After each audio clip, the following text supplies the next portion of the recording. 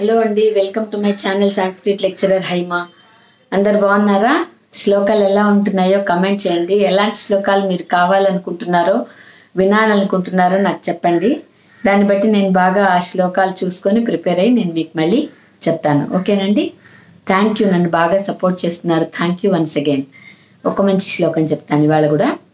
జయంతితే సుకృతినః రససిద్ధాః కవీశ్వరాః నాస్తి ఏషాం యశః కాయే జరా మరణజం భయం. మామూలుగా మానవ శరీరం అనుకోండి, దానికి జరా మరణజం భయం. జరా అంటే ముసల్తనం వల్ల, మరణజం అంటే మరణం వల్ల కలిగే వాటి వల్ల భయం ఉంటుంది. మామూలుగా ఫిజికల్ బాడీకి డెత్ అనేది కామన్. ఒక మానవ శరీరానికి మరణం అనేది సహజం. కానీ ఏ శరీరానికి మరణం అనేది ఉండదట అంటే కీర్తి శరీరానికి. కీర్తి శరీరము అంటే వాళ్ళు లేకపోయినా సరే వాళ్ళ కీర్తి చిరస్థాయిగా ఉంటుంది. అలాంటి వాళ్ళు ఎవరున్నారు? రామాయణం రాసిన వాల్మీకి ఇప్పుడున్నాడా? లేడు. అలాగే భారతం, భాగవతం, వేదాలు, వేదాంగాలు రాసిన వ్యాసుడు ఉన్నాడా? లేడు. కానీ వాళ్ళ కీర్తి మాత్రం ఇప్పటికీ ఉంది. వాళ్ళని గురించి మనం తలుచుకుంటూనే ఉన్నాం కదా. సో ఎవరి శరీరాలకు, ఎవరి కీర్తి శరీరాలకైతే వార్ధక్యం వల్ల, ముసల్తనం వల్ల భయం లేదో అలాంటి వాళ్ళు ఎవరు వాళ్ళు? రససిద్ధాహ. రససిద్ధాహ అంటే 9 రసాలు ఉన్నాయి. నవరసాలు అంటాం మనం సంస్కృతిలో. ఏంటవి? శృంగార, హాస్య, కరుణ, రౌద్ర, వీర, భయానక, బీభత్స, అద్భుత, శాంత. ఇవన్నీ కూడా నవరసాలు. ఈ నవరసాలను పండించడంలో సిద్ధాస్తులైన కవీశ్వరులందరూ కూడా ఇప్పుడు లేకపోయినా వాళ్ళ కీర్తి శరీరాలతో ఎప్పుడు వాళ్ళు విజయం పొందుతూనే ఉంటారు.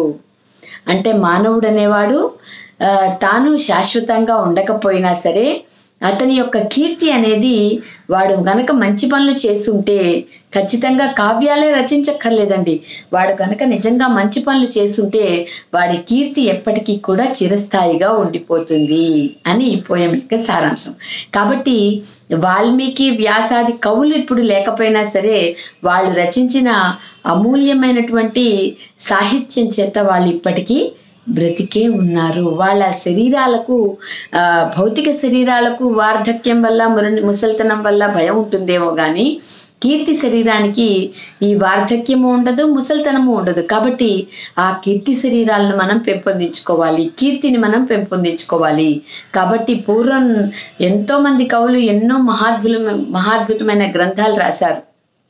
వాల్మీకి, వ్యాసుడు, అలాగే కాళిదాసుని ఇండియన్ షేక్స్పియర్ అంటారు కదా. షేక్స్పియర్ ప్రపంచం మొత్తానికి తెలుసు. అతను మహా గొప్ప రచయిత ఇంగ్లీష్లో, ఆంగ్లంలో. కానీ కాళిదాస్ అనేవాడు మన ఇండియన్ పోయట్. ఆయన్ని ఇండియన్ షేక్స్పియర్గా అభివర్ణిస్తారు. ఆయన రాసినటువంటి గ్రంథాలు కూడా అంత గొప్పవైనవి.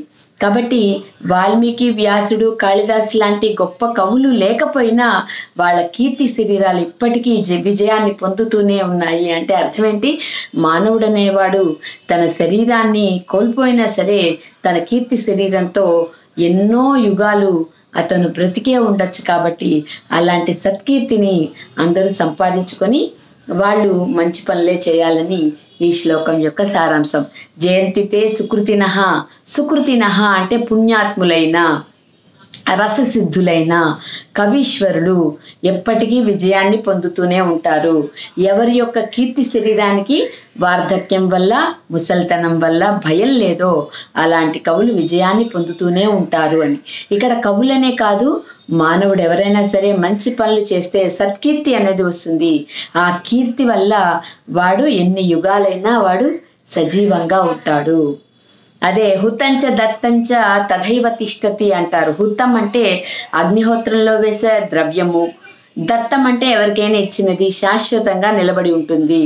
ఇలాంటి సత్కీర్తిని సంపాదించాలంటే ఇలాంటి మంచి పనులు చేయాలి.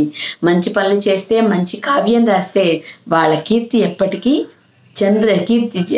సూర్యచంద్రులు ఉన్నంత వరకు వాళ్ళ కీర్తి అలా ఉండిపోతుంది అని. ఎంత బాగుందో కదండి. ఒకసారి మళ్ళీ శ్లోకం చూడండి. జయంతితే సుకృతినః రససిద్ధాః కవీశ్వరాః నాస్తి ఏషాం యశః కాయే జరా మరణజం భయం. ఎంత అద్భుతమైన శ్లోకాలు ఇవన్నీ కూడా. నాకు చాలా సంతోషంగా ఉంది. మీ అందరితో ఇలా నేను నాకు తెలిసింది కొంతైనా నేను మీకు ఇలా చెప్పగలుగుతున్నందుకు చాలా ఆనందంగా ఉంది. నాకు ఈ అవకాశం ఇచ్చిన భగవంతుడికి, నేను అమ్మవారికి నేను ఎప్పుడు థ్యాంక్ యూ రుణపడే ఉంటాను. థ్యాంక్ యూ చెప్పుకుంటూనే ఉంటాను. Thank you. మీ అందరికీ కూడా నా వివరణ నచ్చితే like, share and subscribe. Thank you one and all.